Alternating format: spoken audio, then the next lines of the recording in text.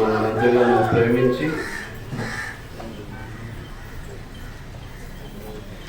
ఈ అమూల్యమైనటువంటి సమయాన్ని మన బ్రతుకులో అనుగ్రహించి ఆయనను ఆత్మతోనూ సత్యముతోనూ యథార్థముగా ఆరాధించడానికి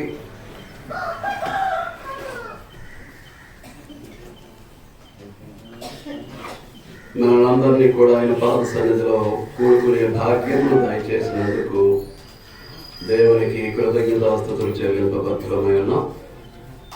అదేవిధంగా కూడి వచ్చిన ప్రతి ఒక్కరికి నా హృదయపూర్వక వందనాలను చెల్లిస్తూ ఉన్నాను. లోకమునైనను లోకములో ఉన్న వాటినైనను ప్రేమింపబడి ఎవడైనను ఈ లోకమును ప్రేమించిన యెడల తండ్రి ప్రేమ వానిలో ఉండదు. లోకములో ఉన్నదంతయు అనగా శరీరాశయు, నేత్రాశయు, జీవపుటంకములు తండ్రి వలన పుట్టినవి కావు, అవి లోక సంబంధమైనవే. ఈ లోకములైనను లోకములో ఉన్న వాటినైనను ప్రేమింపబడి దేవుడు సెలవిస్తూ ఉన్నాడు, లోకములైనను లోకములో ఉన్న వాటినైనను ప్రేమించకండి. ఎవడైనా కానీ లోకమును ప్రేమిస్తే తండ్రి ప్రేమ వానిలో ఉండదు. మరి లోకములో ఉన్నదంతా కూడా శరీరాశ, నేత్రాశ, జీవపడంబములు ఇవి తండ్రి వలన పుట్టినవి కావు, లోక సంబంధమైనవే. మీకు చెప్పటం జరిగింది, శరీర దురాశ, నేత్ర దురాశ. ఆశ కాదు. The lust of the body, the lust of the eye. Lust అనేటువంటి మాటకు అర్థం ఏంటంటే దురాశ. చూడకూడని దాన్ని చూడటానికి కన్ను ప్రయత్నం చేస్తూ ఉంటే, అనుభవించకూడని దాన్ని అనుభవించడానికి శరీరము ప్రయత్నం చేస్తూ ఉంటుంది. కనుక అవి దురాశ, తద్వారా జీవపడంబం. అవేంటండి? దురాశ, ఆశలు కావు. అంచేత దాన్ని మనం గుర్తుపెట్టుకోవాల్సినటువంటి బాధ్యత మన మీద ఉంది. ఈ దురాశలు ఏం చేస్తూ ఉంటాయనంటే లోకంలో ఉన్నటువంటి భ్రష్టత్వంలోనికి మనల్ని నెట్టి వేస్తాయండి. లోకం అంతా భ్రష్టత్వంతో నిండిపోయింది. లోకం అంతా దేంతో నిండిపోయిందండి? భ్రష్టత్వం, పనికి మారినటువంటి స్థితి, దేనికి పనికిరానటువంటి స్థితి, ఏ యోగ్యత లేనటువంటి స్థితి,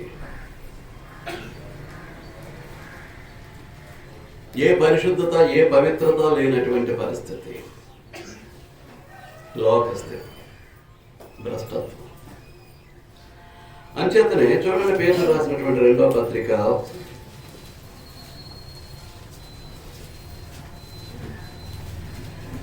1వ అధ్యాయం 4వ వచనం. ఆ మహిమా గుణాతిశయములను బట్టి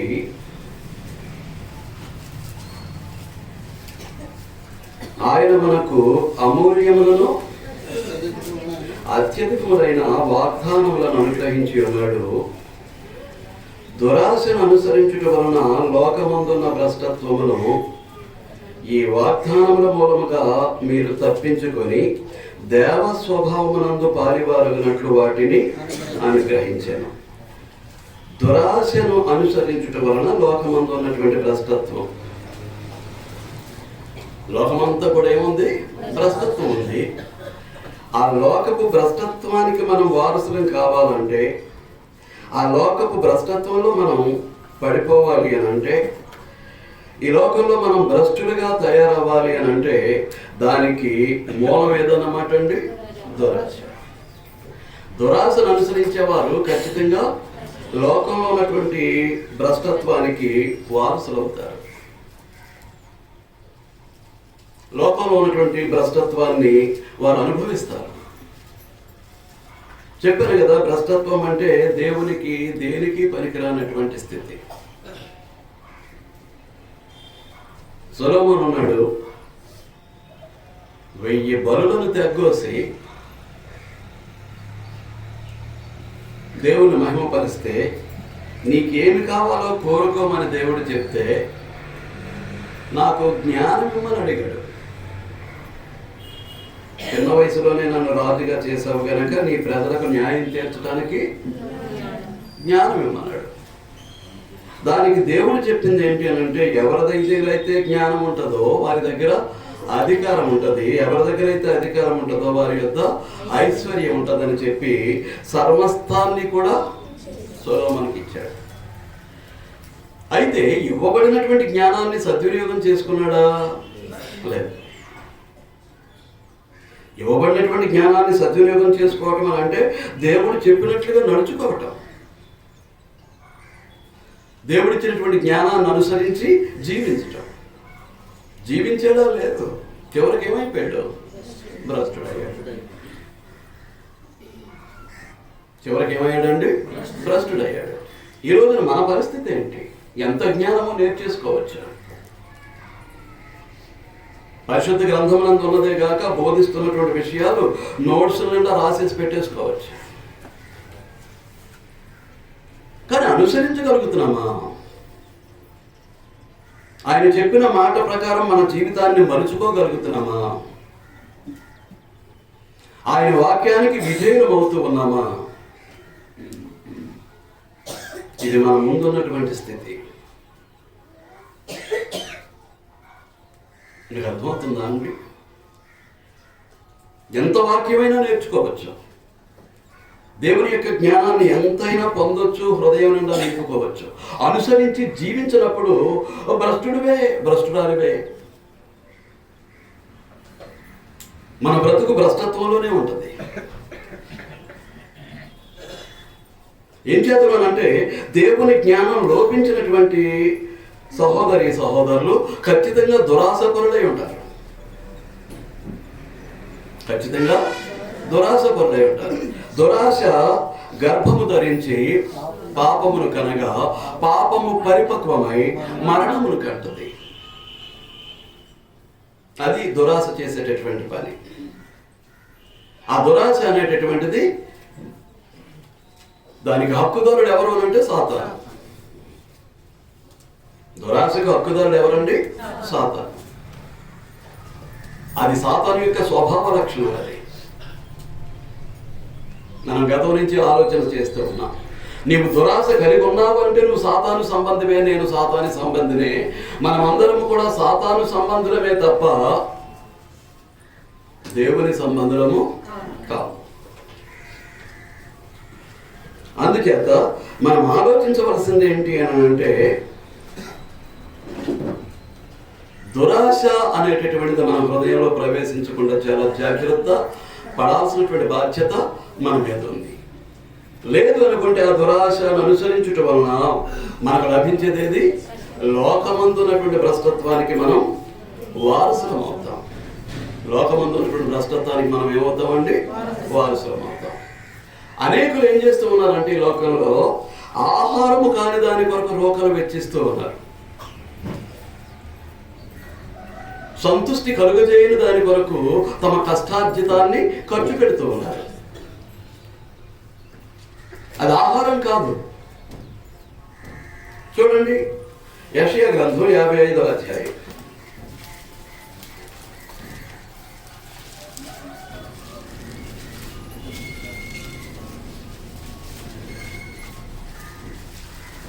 యెషయా గ్రంథం 55వ అధ్యాయం 2వ వచనం. ఆహారము కాని దాని కొరకు మీరేలా రూకమిచ్చేదరు? రూకము అంటే రూపాయలు. అది ఆహారం కాదు. దాన్ని ఆహారంగా దేవుడు ఇవ్వలేదు.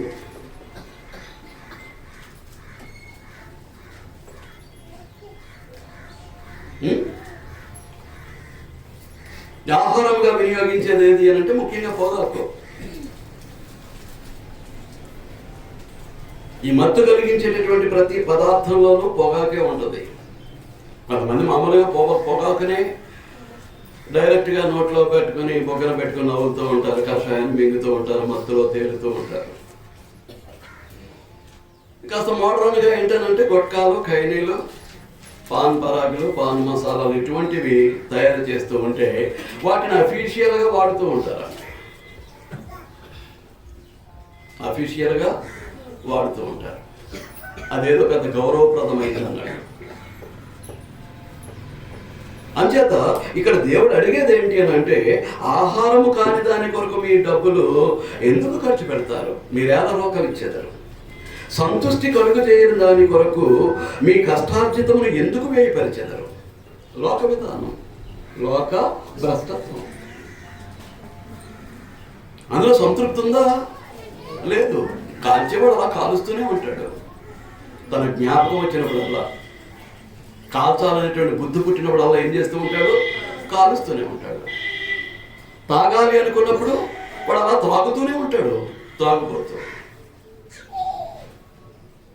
ఏమండి, అన్యాయంతోనూ అక్రమంతోనూ ధనార్జన చేయాలనుకున్నవాడు ఆ జోదాలు అలాగా ఆడుతూనే ఉంటాడు, దొంగతనాలు చేస్తూనే ఉంటాడు, ఎదుటి వారిని మోసం చేస్తూనే ఉంటాడు, అబద్ధాలు ఆడుతూనే ఉంటాడు.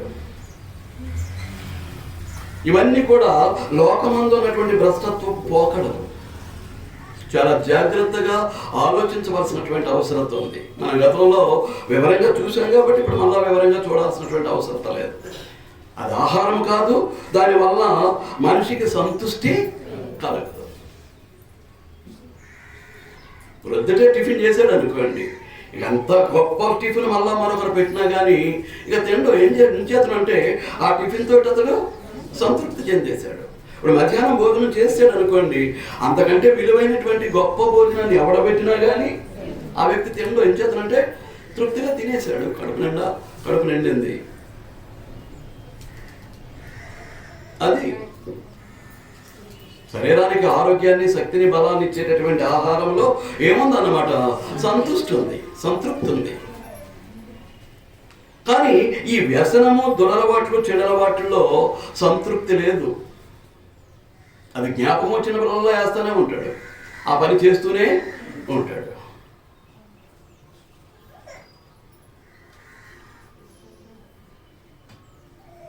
మీకు అర్థమవుతుందా?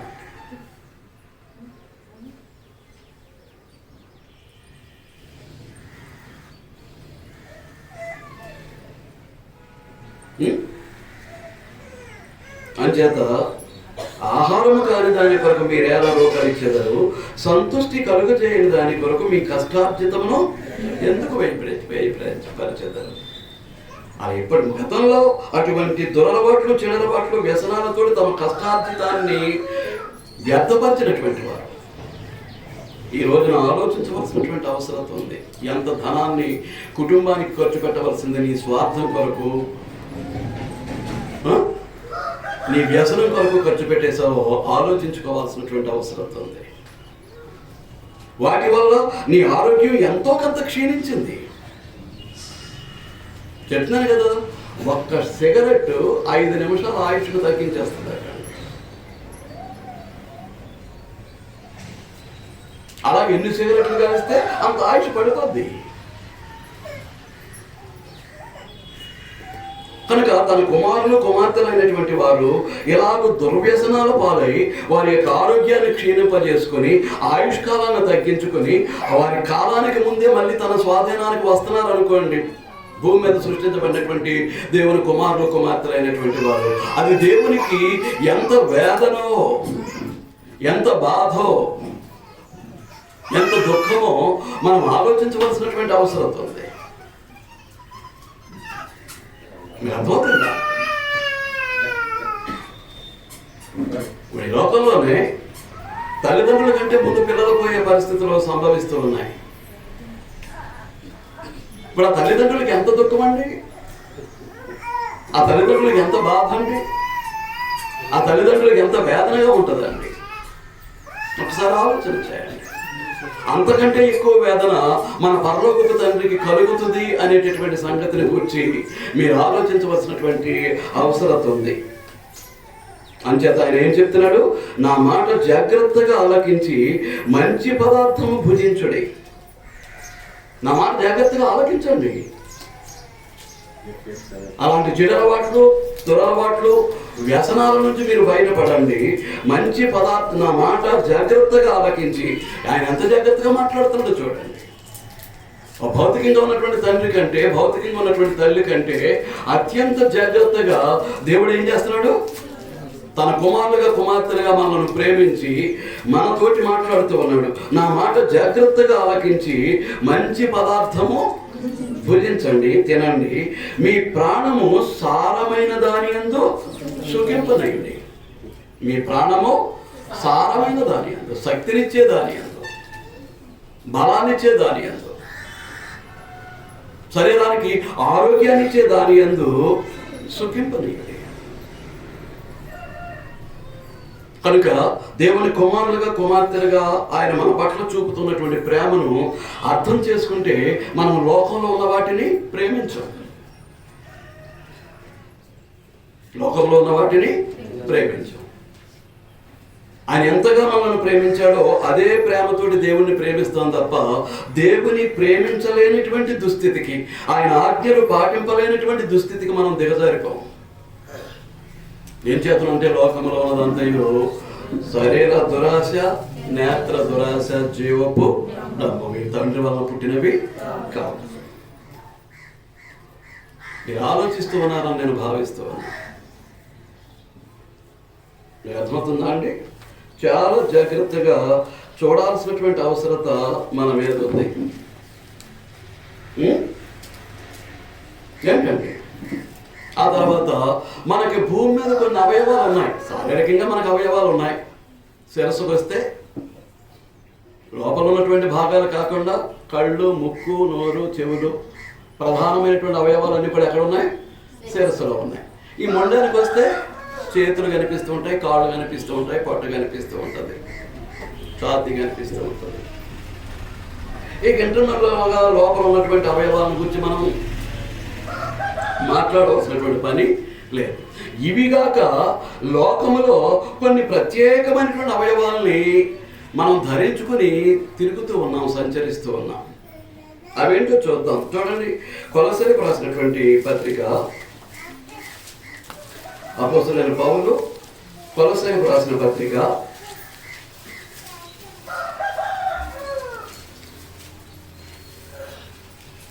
3వ అధ్యాయం 5వ వచనం. కావున భూమి మీద ఉన్న మీ అవయవములను, పరిశుద్ధాత్మపూర్ణుడైనటువంటి పౌలు కొలస్సీ పట్టణంలో ఉన్నటువంటి క్రీస్తు సంఘానికి ఉత్తరం రాస్తూ ఏమంటున్నాడండి? భూమి మీద ఉన్న మీ అవయవాలు. అలా ఎందుకు మాట్లాడుతున్నాడు? ఏమండి? అలా ఎందుకు మాట్లాడుతున్నాడు? ఈ అవయవాల్ని, శరీరంలో ఉన్నటువంటి అవయవాల్ని, కళ్ళు కానీ, చెవులు కానీ, ముక్కు కానీ, నోరు కానీ, చేతులు కానీ, కాళ్ళు కానీ మనం ఎలాగైతే ఉపయోగించుకుంటామో ఈ అవయవాల్ని కూడా అలాగే వినియోగించుకోవడానికి ప్రయత్నం చేస్తూ ఉంటాం. అందుచేతనే మాట్లాడుతూ, కావున భూమి మీద ఉన్న మీ అవయవములను, అనగా జారత్వం. ఏంటండి? జారత్వం, అపవిత్రత, కామాతురత, దురాశ, విగ్రహారాధన అయిన ధనాపేక్ష. వీటిని ఎలా వాడుతూ ఉంటారండి? ఈ అవయవాలు లేకపోతే ఎలాగైతే అంగవికలం అయిపోతామో, కళ్ళు లేకపోతే గుడ్డివాడిగాను, చెవి వినపడకపోతే చెవిటివాడిగాను, మాట రాకపోతే మోగవాడిగాను, చేతులు కాళ్ళు లేకపోతే అంగవైకల్యంతో ఎలాగైతే మనం లోకానికి కనిపిస్తూ ఉంటామో అలాగే అవి లేకపోతే మేము బ్రతకలేము అన్నటువంటి దుస్థితికి దిగజారిపోతారండి. అవి లేకపోతే మేము బ్రతకలేము.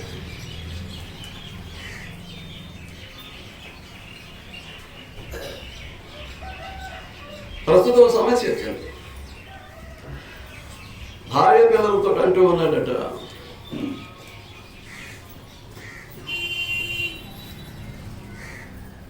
మీరు ఎలా పడతారో పడండి, నేను ప్రస్తుతానికి చేపట్టినటువంటి ఆమెను మాత్రం నేను విడిచిపెట్టేది లేదు. ఏంటంటారు?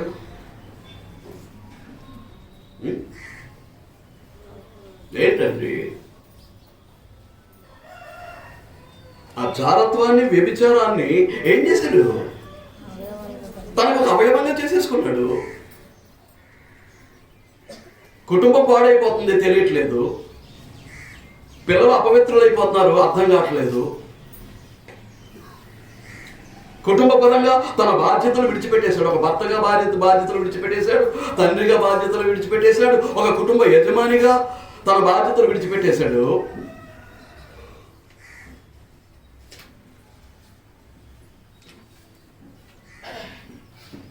ఏం చేయాలంటారు పరిస్థితి? అవయవమా కాదా? ఆ దురలవాటు, ఆ చెడలవాటు తన శరీరంలో ఏమైపోయింది? ఒక అవయవంగా తయారైపోయింది. అవయవంగా తయారైపోయింది కాబట్టి ఇప్పుడు విడిచిపెట్టాడట.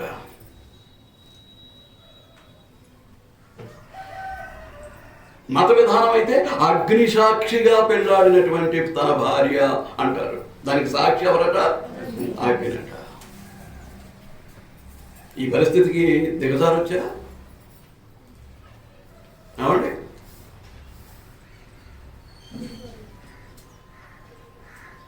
ఇప్పుడు అదే పరిస్థితులకు పిల్లలు వెళ్ళిపోతే రేపు పొద్దుట ఏం చేస్తాడు?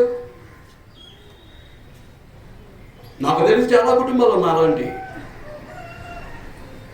అమ్మలు బాబులు పక్కదారి పట్టేసి అడ్డదారుల్లో వెళ్ళిపోయి అక్రమ సంబంధాలతో వెళ్ళిపోతుంటే పిల్లలు కూడా అదే దుస్థితికి దిగజారిపోయినటువంటి పరిస్థితులు కుటుంబాలు నాకు తెలుసు. కొడుకులు అలా తయారైన, కూతుళ్ళు అలా తయారైనటువంటి కుటుంబాలు నాకు తెలుసు. ముఖ్యంగా పిల్లలు యుక్త వయసు వచ్చిన తర్వాత ఇలాంటి పాడు పనుల జోలికి వెళ్ళకూడదండి.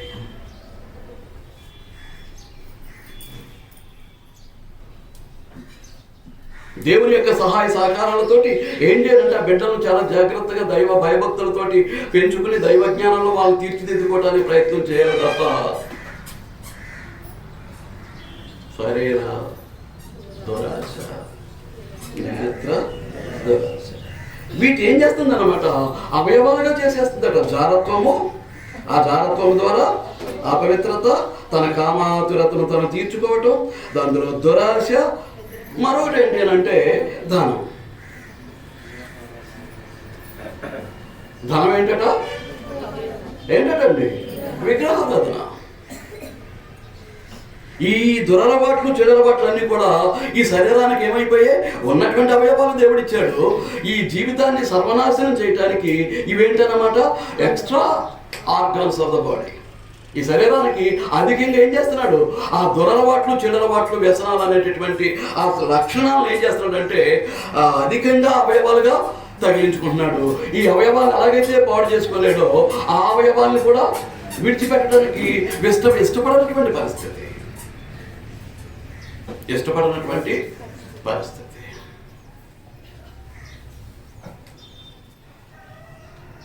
ఇంట్లో భార్య గాక పరాయి స్త్రీలతోటి, పరాయి పురుషులతో అక్రమ సంబంధం పెట్టుకుంటే ఏం జరుగుతుంది అంటే ఇప్పుడు నీతోటే ఉంటుందంటానికి గ్యారంటీ లేదు.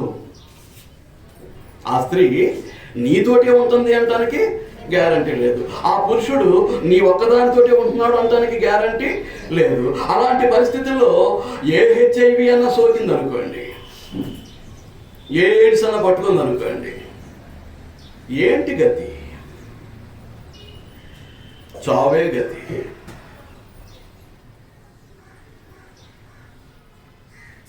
అలాంటి రోగము సోకినటువంటి ఆ భర్త కానీ భార్య కానీ పట్టుకొచ్చి ఏం చేస్తారు? మళ్ళీ ఇంట్లో ఉన్నటువంటి ఆ భర్తకో భార్యకో అంటిస్తారు. వాళ్ళిద్దరూ చచ్చారనుకోండి, పిల్లలు దిక్కులేని వాళ్ళు అవుతారు. ఎందుకు వచ్చినటువంటి పాడు పనులు అంటారండి? ఎందుకు వచ్చినటువంటివి? అందుచేత చాలా జాగ్రత్తగా ఆలోచించవలసినటువంటి అవసరత ఉంది. అదొకటే కాదు, ఈ పొగ, ఈ సిగరెట్ చెప్పారు కదా, ఒక్క సిగరెట్ 5 నిమిషాల ఆయుష్ను పడగొట్టేస్తుంది.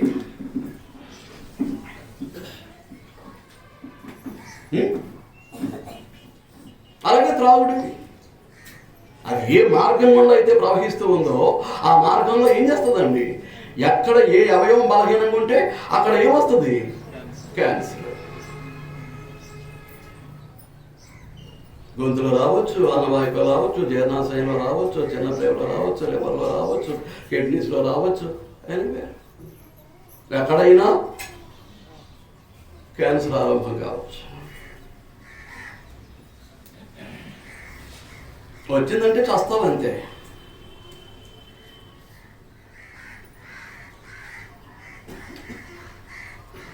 కుటుంబం పట్ల నీ బాధ్యతలు నెరవేర్చకుండానే చస్తావు. ఆడవారైనా సరే, మగవారైనా సరే. కాబట్టి అండి, వాటిని అవయవాలుగా మలుచుకునేటటువంటి ఆ దుస్థితిలోనికి మనం వెళ్ళకూడదండి. ఎక్కడైనా కొనసాగించే పరిస్థితులు ఉంటే మానివేసేయండి. అలాంటి స్నేహాలు విడిచిపెట్టేయండి. కొంతమంది ఏంటంటే ఈ స్నేహితుల యొక్క చెడు స్నేహాల యొక్క ప్రోద్బలంతో ఏం చేస్తూ ఉంటారండి, మానేద్దాం అనుకున్నా కానీ మానలేదు. ఎందుచేతంటే వాడు ప్రోత్సహిస్తూ ఉంటాడు.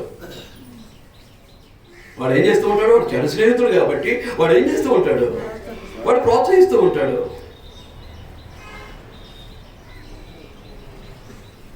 తద్వారా జీవితం పాడవుతుంది, కుటుంబము పాడవుతుంది. ఇదే విషయాన్ని గురించి ఎఫెసీ పత్రిక కూడా పరిశుద్ధాత్మ పూర్ణుడైనటువంటి పౌలు చేత వ్రాయబడింది. చూడండి,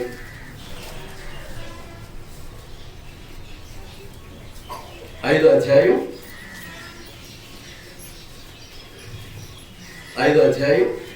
3 నుంచి, మీలో జారత్వమే గాని, ఏ విధమైన అపవిత్రతయే గాని, లోభత్వమే గాని వీటి పేరైనను ఎత్తకూడదు. ఇది పరిశుద్ధులకు తగినది. కృతజ్ఞతావచనమే మీరు ఉచ్చరింపవలను గాని, మీరు బూతులైనను, పోకిరి మాటలైనను, సరసోక్తులైనను ఉచ్చరింపకూడదు. ఇవి మీకు తగవు. వ్యభిచారి అయినను, అపవిత్రుడైనను, విగ్రహారాధికుడై ఉన్న లోభి అయినను క్రీస్తు యొక్కయు దేవుని యొక్కయు రాజ్యమునకు హక్కుదారుడు కాడని సంగతి మీకు నిశ్చయముగా తెలియదు.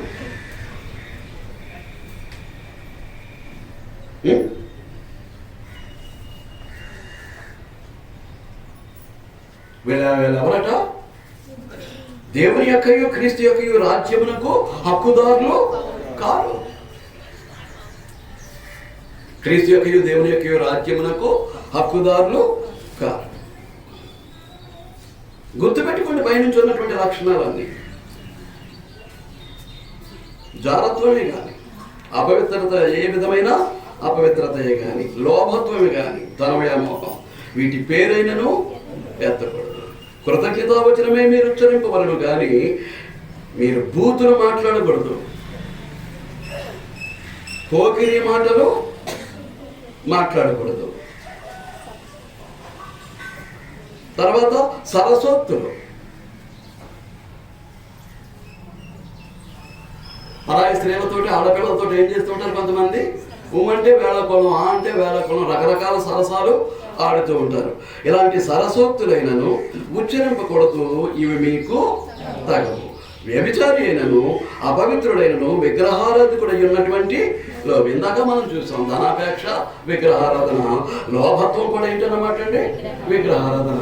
ఆ డబ్బులు పూజలు చేస్తూ ఉంటాడు. ఆ ధనానికి ఏం చేస్తుంటాడు అన్నమాట అండి, పూజలు చేస్తూ ఉంటాడు అన్నమాట.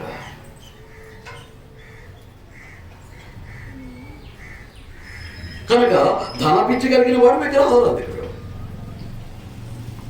ధనపిచ్చి కలిగినటువంటి వాడు విగ్రహారాధన. అంచేత లోకంలో ఉన్నదంతా ఇదే. లోకంలో ఉన్నదంతా ఇదే.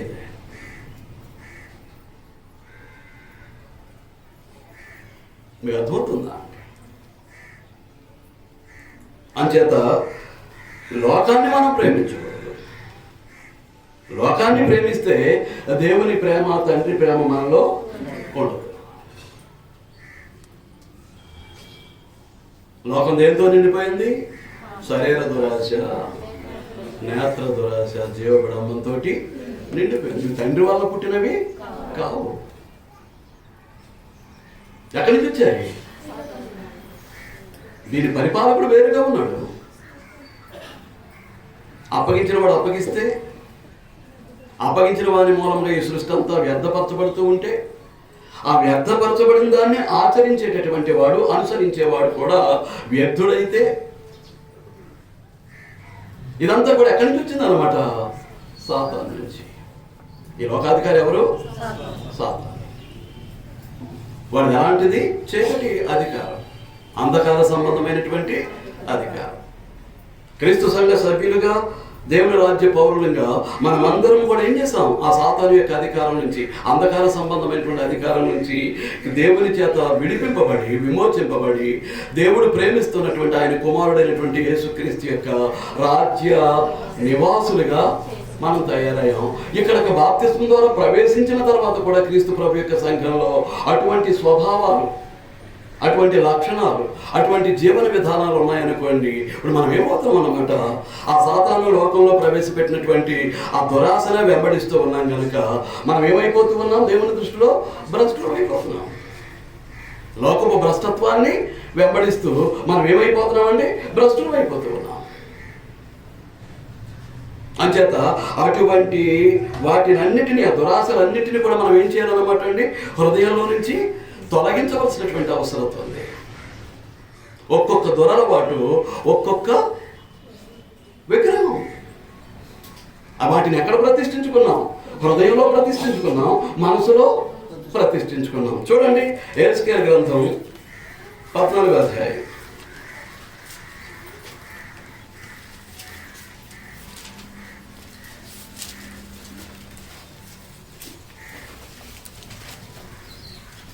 ఎహెజ్కేలు గ్రంథం 14వ అధ్యాయం 3వ వచనం. నరపుత్రుడా, ఈ మనుష్యులు తమ హృదయములలో విగ్రహములనే నిలుపుకొని దోషము పుట్టించు అభ్యంతరమును తమ ఎదుటనే పెట్టుకొని ఉన్నారు. మనుషుల యొక్క హృదయాల్లో ఏమున్నాయటండి? విగ్రహాలు. విగ్రహాన్ని ప్రతిష్ఠించుకుంటే ఏం చేస్తామండి? పూజిస్తూ ఉంటాం. ఇప్పుడు అన్య గృహాల్లో ఏం జరుగుతుంటుంది? పూజా గది అని ఒకటి ఉంటుంది. అక్కడ ఏముంటాయి? వారు ఎవరినైతే నమ్ముకున్నారో ఆ విగ్రహ ప్రతిమలు అక్కడ ఉంటాయి. ప్రతిరోజు పువ్వులు ఈ బట్టికలు ఏం చేస్తూ ఉంటాడు? పువ్వులు, అగరొత్తులు ఇవన్నీ బట్టికలు ఏం చేస్తూ ఉంటాడు? పూజ చేస్తూ ఉంటాడు. ధూపదీప నైవేద్యాలు అర్పిస్తూ ఉంటాడు. ఇప్పుడు అలాగే ఈ మనిషి హృదయంలో ఉన్నటువంటి దురలవాట్లు, చెడలవాట్లు అనేటువంటి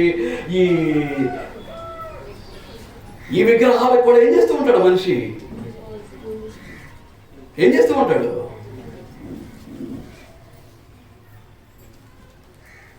ఆమె ఎవరు? నా భార్య. అర్థం కావట్లా. వాళ్ళు ఎవరు? నా పిల్లలు. ఎవరో ఒక అక్రమ, ఒక పాపపు స్త్రీతోటి అక్రమ సంబంధాన్ని పెట్టుకొని ఆమె భర్తకు ఆమె ద్రోహం చేస్తుంది, ఇతని భార్యకు, పిల్లలకు ఇతను ద్రోహం చేస్తున్నాడు. విడిచిపెట్టలేదు. ఒక పూట భోజనం లేకపోతే పర్వాలేదు కానీ చుట్టాను ఏం చేయలేదట? విడిచిపెట్టలేదట. ఏమంటే అయిపోయి సాయంకాలం అయ్యేసరికి ఏం చేయాలి? ఆ లోపలికి వెళ్ళిపో.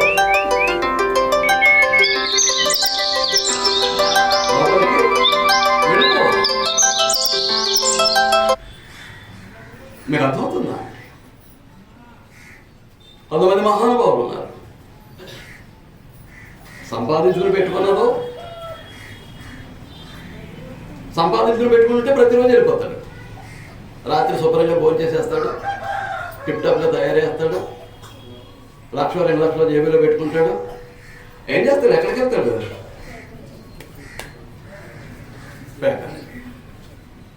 డబ్బు సంపాదించి పెట్టుకున్నవాడు రోజు వెళ్తాడు. ఈ నెల జీతం ఉన్న వాళ్ళు ఉన్నారు కొంతమంది. సరిగ్గా జీతం అందుకుని వెళ్ళిపోయి క్లబ్లో కూర్చునే వాళ్ళు ఉన్నారంటారా లేదంటారా? ఫుల్గా తాగేస్తాడు, వేకాడుతూ ఉంటాడు. మొత్తం ఎక్కడికో అయిపోతాయి. ఆ తెల్లవారు వస్తే ఎక్కడో పడిపోతాడు అనమాట తాగేసి.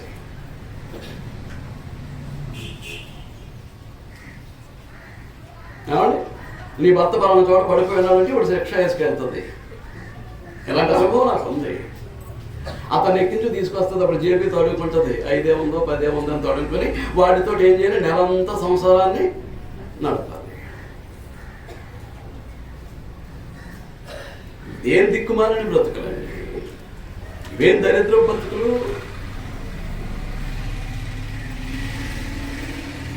ఒక ప్రక్క ఆరోగ్యం పాడైపోతుంది, శరీరం క్షీణించిపోతుంది, కుటుంబ సభ్యులు రక్త సంబంధులు అందరూ కూడా దుఃఖిస్తూ ఉన్నారు. ఎందుకు వచ్చింది అంటున్నాడు ఆ బ్రతుకు.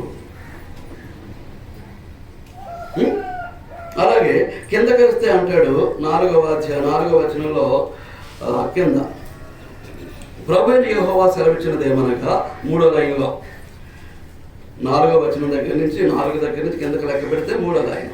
ప్రభువైన యెహోవా సెలవిచ్చినది ఏమనగా తమ విస్తారమైన విగ్రహములను బట్టి తమ మనస్సున విగ్రహములను నిలుపుకొని. విస్తారమైన విగ్రహాలు అని అంటే అర్థం ఏంటి? విస్తారమైనటువంటి దురలవాట్లు, చెడలవాటు. ఒక వ్యసనం కాదు, ఒక దురలవాటు కాదు, ఒక చెడలవాటు కాదు. విస్తారమైన విగ్రహములను బట్టి తమ మనసున విగ్రహములను నిలుపుకొని తమకు దోషము కలుగజేసుకొని తమ ఎదుట అభ్యంతరమును పెట్టుకొని ప్రవక్త యొద్దకు వచ్చు ఇశ్రాయేలీయులందరికీ మాట్లాడుకుంటూ వెళ్ళిపోతున్నారు. తమ విగ్రహముల మూలముగా నాకు అన్యులైనవి. విగ్రహాల మూలంగా ఏమైపోయారటండి? అన్యులైపోయారు. కనుక ఏంటి ఆ విగ్రహాలను మనం ఆలోచన చేస్తే చూడండి, మార్కు సువార్త 7వ అధ్యాయం. మార్కు సువార్త 7వ అధ్యాయం 21వ వచనం నుంచి, లోపల నుండి అనగా మనుష్యుల హృదయములో నుండి దురాలోచనలను, జారత్వములను, దొంగతనములను, నరహత్యలను, వ్యభిచారములను, లోభములను, చెడుతనములను, కృత్రిమమును, కామవికారమును, మత్సరమును, దేవదూషణయు, అహంభావమును, అవివేకమును వచ్చును. ఈ చెడ్డవన్నీ లోపల నుండియే బయలు వెళ్ళి మనుష్యుని అపవిత్రపరచునని ప్రభువైనటువంటి యేసు చెప్తూ ఉన్నారు. ఇవన్నీ కూడా ఏంటన్నమాట?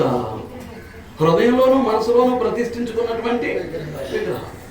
ఒక్కొక్క దురలవాట్లు, ఒక్కొక్క చెడలవాటు, ఒక్కొక్క వ్యసనము, ఒక్కొక్క విగ్రహమై అతని జీవితాన్ని ఏం చేస్తున్నాయండి?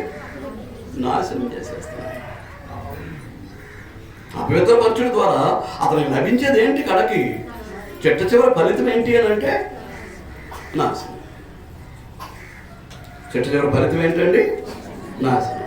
అంచేత అటువంటి పరిస్థితులు మన జీవితాల్లో ఉంటే వెంటనే విసర్జించడానికి, పరిత్యజించడానికి మనం కృషి చేయాల్సినటువంటి అవసరత ఉంది. మన జీవితం పాడైపోకముందే, మన కుటుంబం నాశనం కాకముందే మనం ఏం చేయాలన్నమాట అండి? బాధ్యత కలిగినటువంటి భర్తలుగా, బాధ్యత కలిగినటువంటి తండ్రులుగా, బాధ్యత కలిగినటువంటి కుటుంబ యజమానులుగా, బాధ్యత కలిగినటువంటి తల్లులుగా, బాధ్యత కలిగినటువంటి భార్యలుగా, బాధ్యత కలిగినటువంటి కుటుంబ యజమానురాలుగా ప్రతి పురుషుడు, ప్రతి స్త్రీ దేవుని యొక్క మాటలు విని దేవుని కొరకు బ్రతకడం అనేటటువంటి దాన్ని ఏం చేయాలన్నమాట అండి? అలవర్చుకోవాల్సినటువంటి అవసరత ఉంది. కానీ ఇప్పుడు ఎలాంటి జీవితాన్ని జీవిస్తున్నాం అనుకోండి, ఏంటి ఫలితం? ఇప్పుడు లోకంలో శరీరాశ, నేత్రాశ, జీవపడమ్మం. ఆ దురాశను అనుసరించడం వలన లోకంలో భ్రష్టత్వం.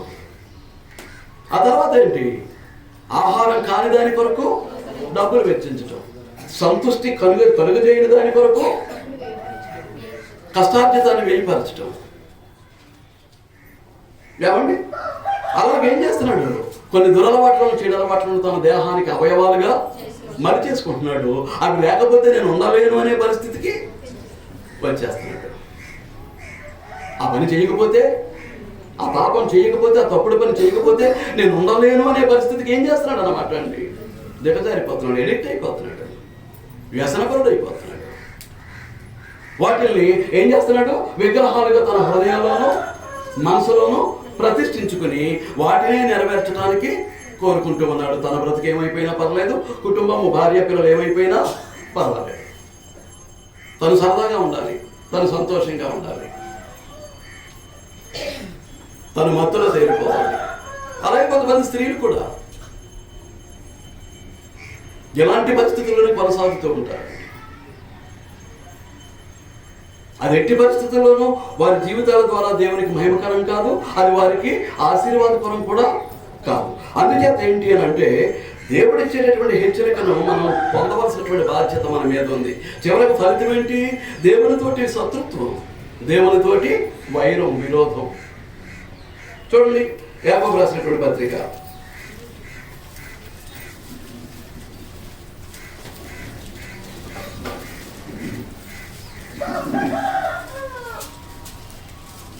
ప్రభు సోదరుడైనటువంటి యాకోబు రాసినటువంటి పత్రిక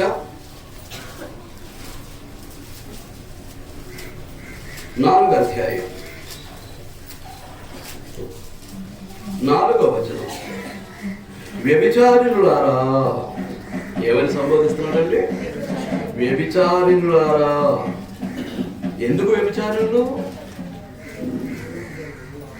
ఇది స్త్రీలకు వర్తించేది కాదు, పురుషులకి స్త్రీలకు కూడా వర్తించేటటువంటిది.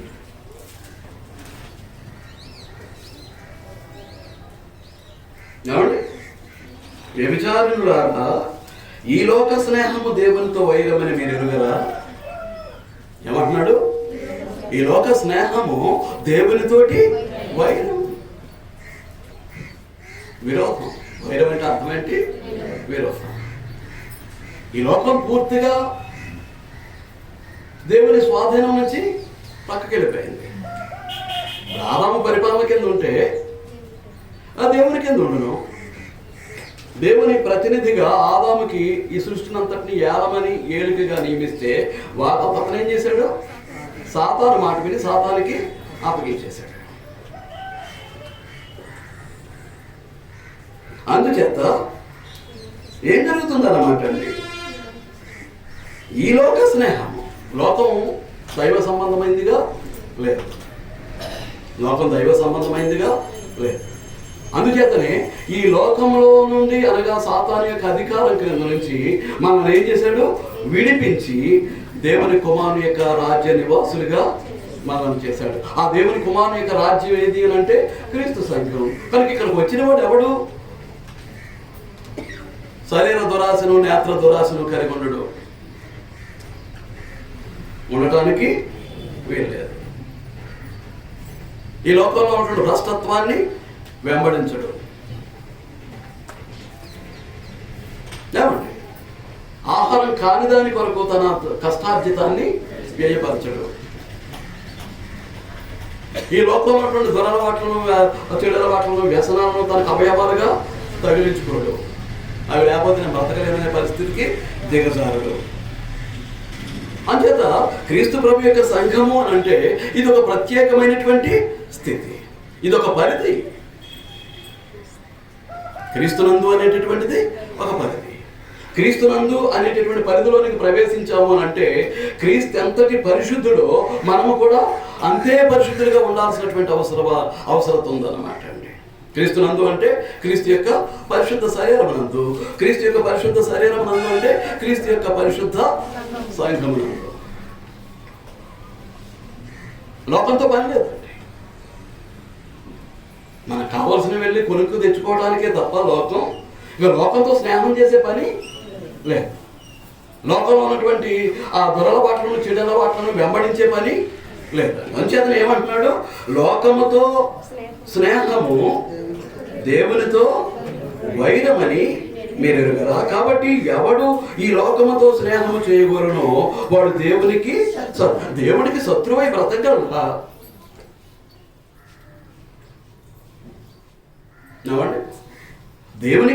దేవునితో శత్రుత్వాన్ని పెంచుకొని ఈ భూమి మీద ఎంతకాలం ఉండగలడు?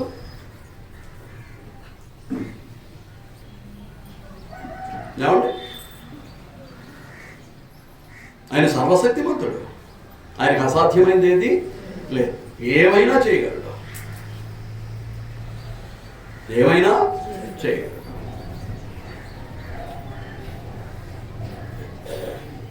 ఆయన కోపాన్ని, రౌద్రవాన్ని, ఆగ్రహాన్ని తట్టుకొని, ఆయన ఉగ్రతను తట్టుకొని ఈ భూమి మీద బ్రతకడం అనేటటువంటిది అసాధ్యం. మీకు అర్థమవుతుందా అండి? అంచేతనే చెప్తున్నాడు, ఎవడు ఈ లోకముతో స్నేహము చేయగలనో వాడు దేవునికి శత్రువు.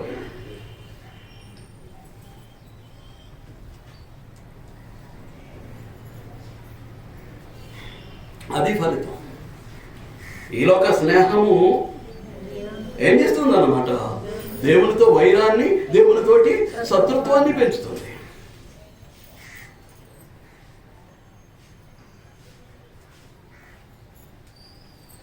నడిపించు నానావా అని పాట పాడతాం. మన జీవితాలు ఒక నావతో పోల్చబడ్డాయి.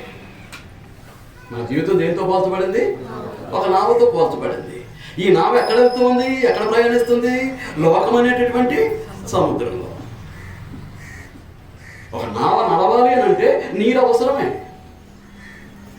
ఒక నావ నడవాలి అని అంటే నీరు అవసరమే. నీరు లేకుండా నావ వెళ్ళదు. నీరు లేకుండా నావ ప్రయాణం చేయడానికి అవకాశం లేదు. అలాగని ఎక్కడో ఒక చోట రంధ్రం పడి ఆ నీటి నదిలోనో లేకపోతే సముద్రంలో ఉన్నటువంటి నీరు నావలోకి వస్తుంది అనుకోండి, ఏమవుద్ది? ఏమవుద్దండి? మునిగిపోద్ది.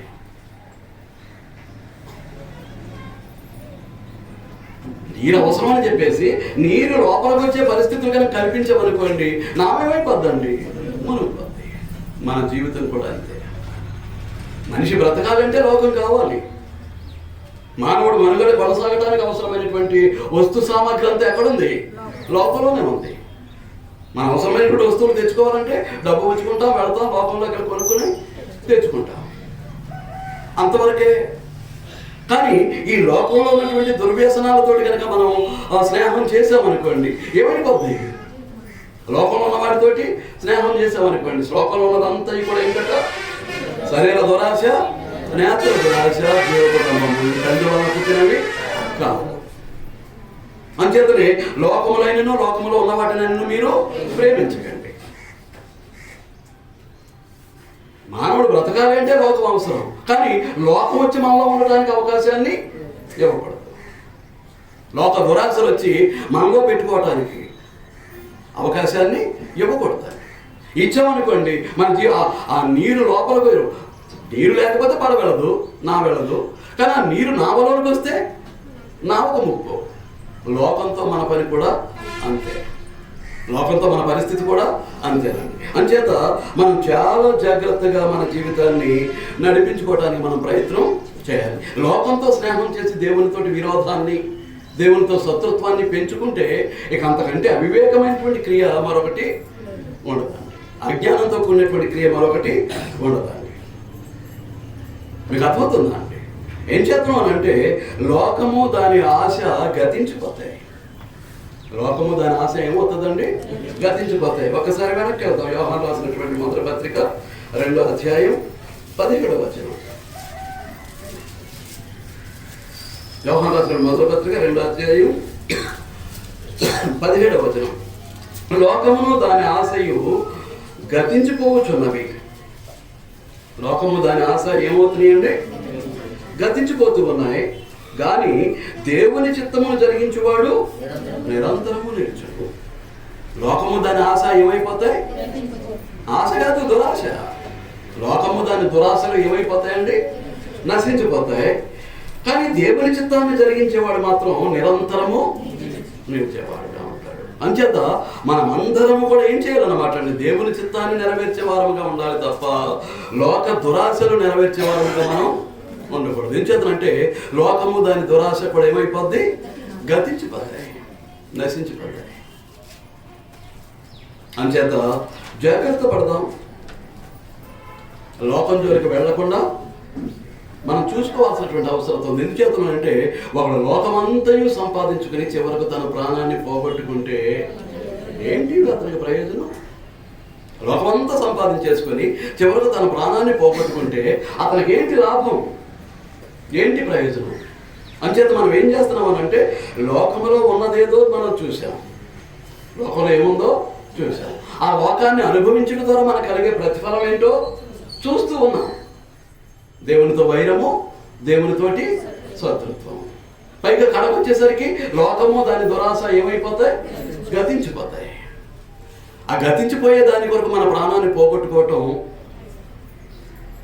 అది వివేకం అంటారా? ఏమండి? ఆలోచన చేస్తూ ఉండండి. వచ్చే వారం పాఠాన్ని కొనసాగిద్దాం. శ్రద్ధగా ఉన్నందుకు మీ అందరికీ వందనాలు తెలియజేస్తూ నేను ముగిస్తూ ఉన్నానండి. చిన్న ప్రార్థన చేస్తాను.